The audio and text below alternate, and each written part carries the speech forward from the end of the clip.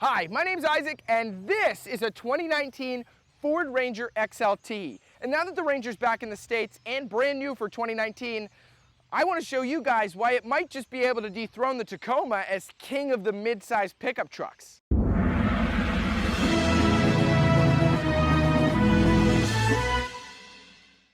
Before we begin, I want to give a huge thanks to Koch 33 Ford for allowing me to review this truck. For all your Ford needs, you can visit Koch 33 in person right off of Route 33 in Easton, Pennsylvania, or at koch33ford.com.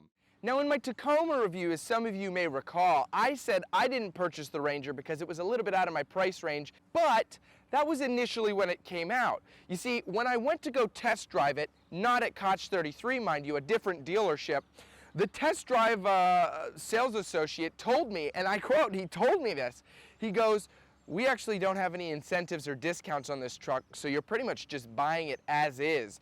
And I just thought that was a little crazy because every other truck offered incentives and discounts. Now, the Ranger was new back then. Fast forward a few months and there's plenty of incentives and discounts on the truck that bring it about exactly in line with the Tacoma. And a lot of the comments in my comment section on my previous videos told me, hey, I test drove the Colorado, the Tacoma, and the Ranger, and not only did I think the Ranger drove the best, it had the most features, and I ended up buying a Ranger. So with that being said, and now that I review pickup trucks, I was like, I gotta go review a Ranger and see if what everybody's saying in the comments is true. And being behind the wheel a little bit before I ended up doing this review, I could definitely say, it definitely does give the Tacoma a run for its money. Starting out with the front of the truck, I really just want to compliment Ford on the design of this truck. I think it's a really cool design, even though it is a carryover from the overseas variant of the Ranger. I think it slots in very nicely with the other mid-size trucks for the 2019 and 2020 model years. One thing I really like about this is how they've stamped Ranger into the grille. Something really cool about the grille too is how it's grayed out. It's kind of this matte dark gray color. That's with the Sport Appearance package. You're gonna get some other matte gray, kind of, it's like a sparkly matte gray in the fender flares, the bumpers, and then this grille. I don't really like chrome, as some of you might know, so it's really nice to see that Ford has this cool blacked out appearance package. With the headlights, you get halogen headlights and halogen fog lights. Moving down here, you have your Ford logo, and you have your radar-guided cruise control sensor down here. Below the radar-guided cruise control, something that's really cool is you have parking sensors on the front. That's not all too common on the mid-size trucks, really even full-size trucks unless you get the highest trim. This being the XLT mid-trim, I think it's pretty cool to have that. Right below that, you have your tow hooks, just in case you need to pull a Chevy Colorado out of the mud. That's right, Chevy, I can play both sides.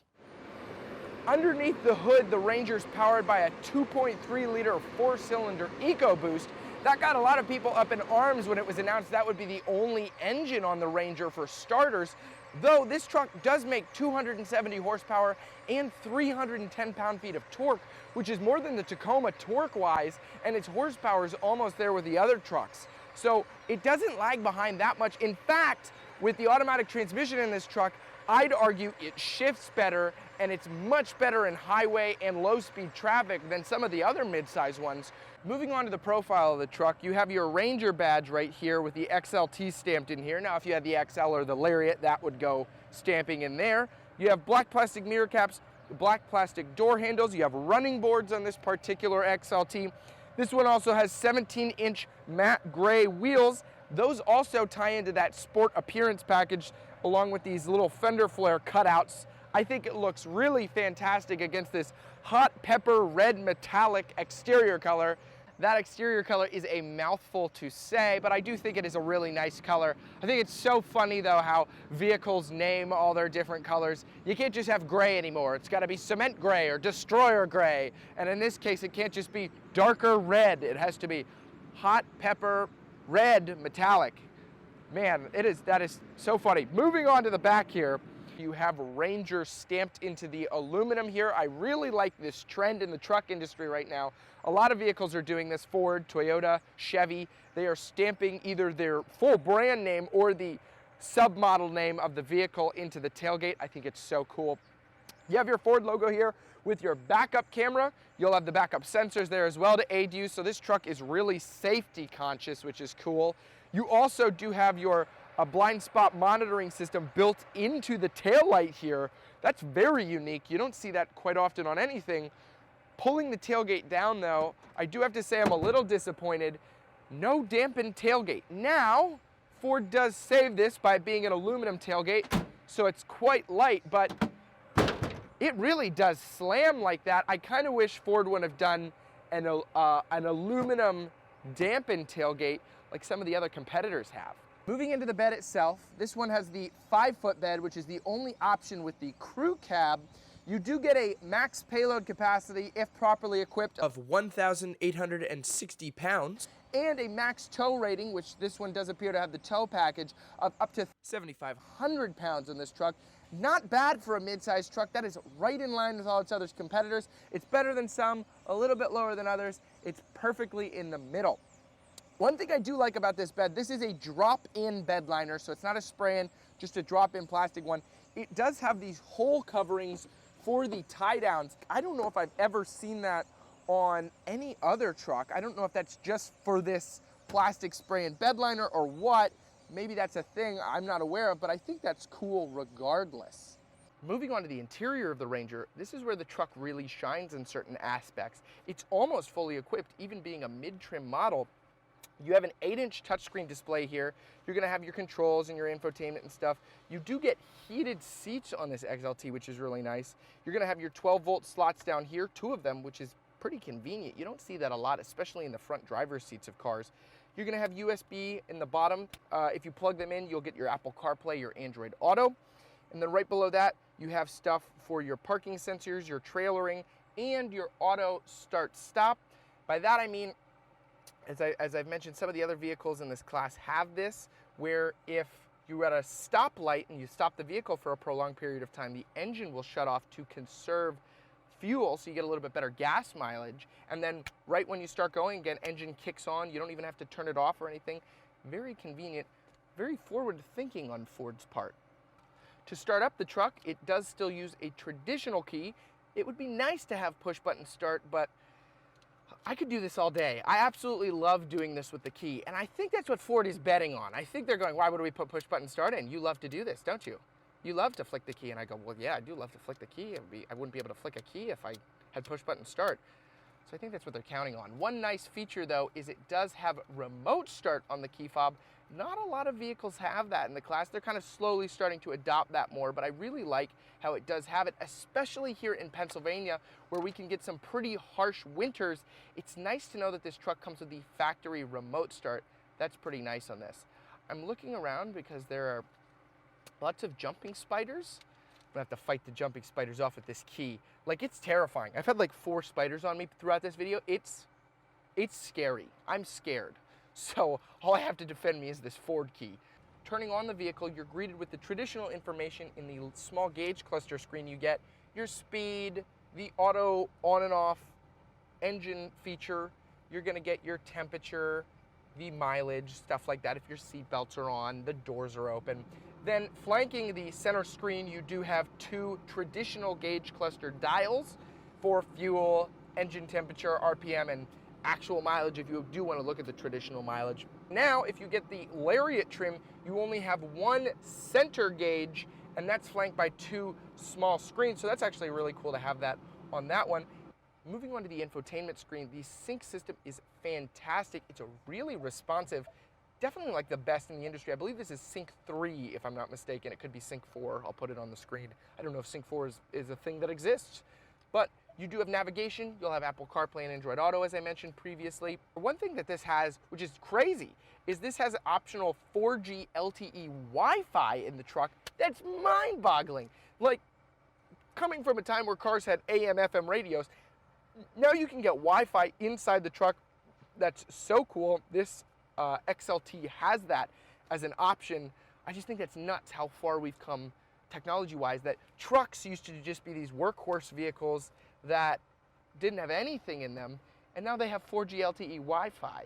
Before we move to the back, I do want to talk seat comfort and the textures in the Ranger. This is a hard touch plastic up on the dash, though you're not really touching that too often. It is a hard touch here though, which I wish kind of would be a nicer leather texture. I'm not sure if the Lariat has that as an option. This XLT does not though. It is a nice leather soft touch down here. I'm one to tend to rest my arm here, as most pickup truck guys are. You have a one-touch auto down. Most pickup truck guys are, they do this and they do this, you know, like every pickup truck. You ever pull up to a pickup truck ever? Just look over. He's doing this. He's doing this for sure. Yeah. And then they look over you like, yeah. Seat comfort is very nice. It's not the best seat I've ever sat in, but it is comfortable. I could see this definitely working well on a long road trip. Nice to have heated cloth seats.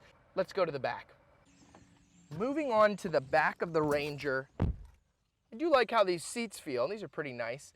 You do have a grab handle up here, which reminds me, no driver's side grab handle on the Ranger, just like most of the other mid-size trucks. I don't know what you're trying to pull forward, because the F-150 and the F-250 have driver's side grab handles. Moving on down here, you do have 2 USB ports, and something you don't see a lot at all in most vehicles, an AC-110 household outlet back here. That is awesome, really cool to see, and I commend Ford for adding that down there. You have a little cubby for storage over here too. If we pull this down, you do also have an armrest with cup holders. Again, you don't see that too often in this segment for these mid-sized trucks.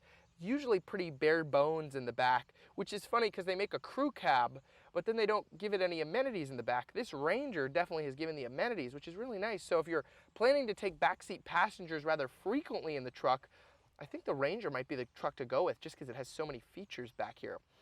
Back here you do have a manual sliding rear window, which is nice to have, though, as I mentioned in the past, anytime we get a manual one, I kind of wish that there would be a power option. There isn't one on the Ranger, so it is nice to have the window, though. I do wish that there was a power option. Let's take it for a drive.